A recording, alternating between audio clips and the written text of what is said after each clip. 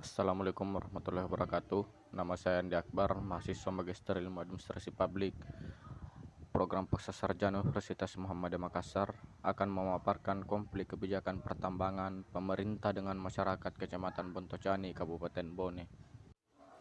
Latar belakang dalam masalah ini adalah dalam pengusahaan bahan galian tambang, pemerintah dapat melaksanakan sendiri dan atau menunjuk kontraktor apabila diperlukan untuk melaksanakan pekerjaan-pekerjaan yang tidak atau belum dapat dilaksanakan sendiri oleh instansi pemerintah.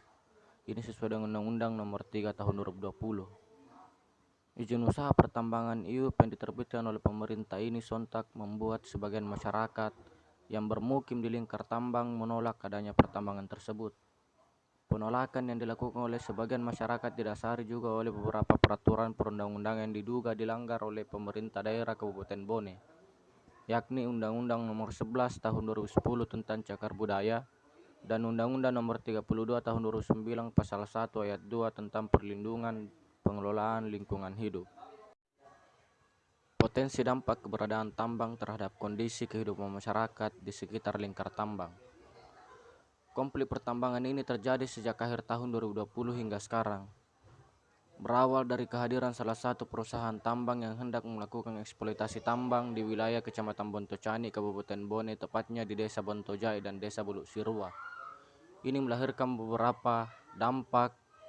Yang pertama itu dampak lingkungan hidup dan kesehatan.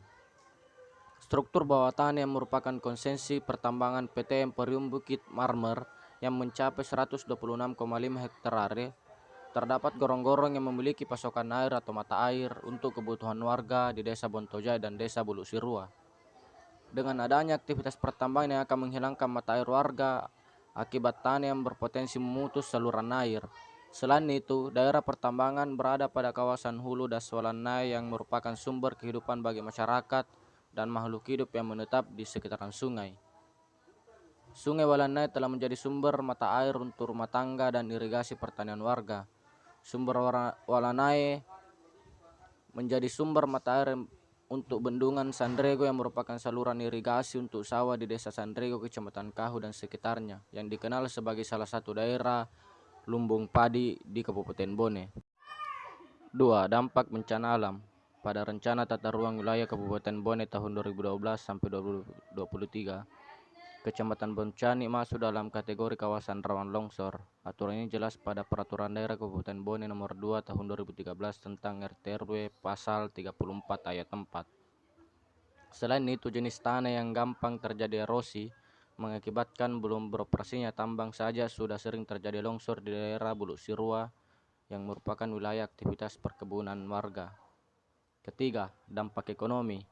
Dengan adanya perusahaan pertambangan batubara yang beroperasi di wilayah Kecamatan Bontocani, membuka kesempatan kerja bagi masyarakat lokal.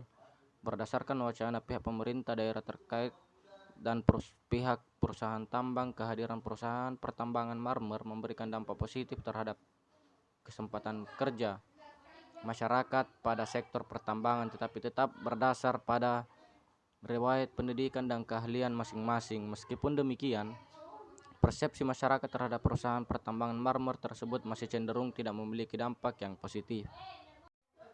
4. Dampak terhadap situs sejarah.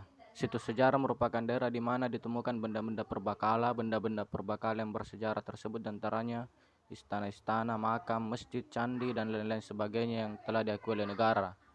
Jika ditinjau dari tempat situs sejarah, ada 2 gua atau liang yang masuk dalam WIUP perusahaan, yaitu Liang Bicu dan Liang Ondungan, yang akan mengalami kerusakan di mana kedua liang tersebut memiliki jalur yang cukup panjang dan memiliki sumber air.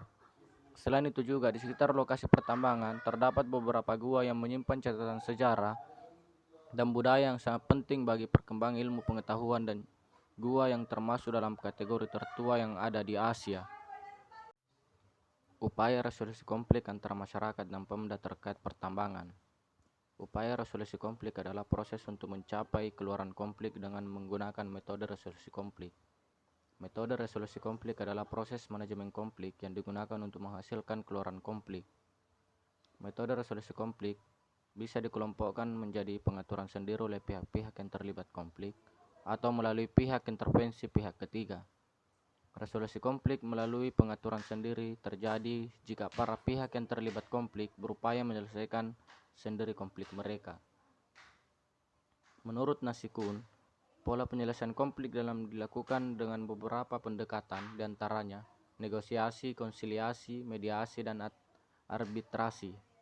Adapun usaha penyelesaian atau upaya resolusi konflik yang dilakukan oleh pemerintah daerah dan pihak penambang dalam kasus eksploitasi tambang di Kecamatan Bontocani, Kabupaten Bone ini adalah yakni negosiasi.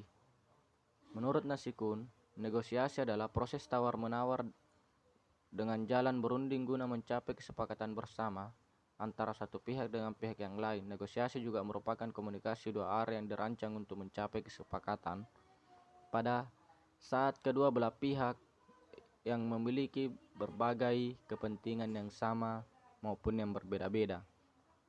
Namun, negosiasi ini belum bisa terlaksana sebagaimana mestinya karena kedua belah pihak masih terus bersikukuh mempertahankan argumen dan kekuasaannya masing-masing.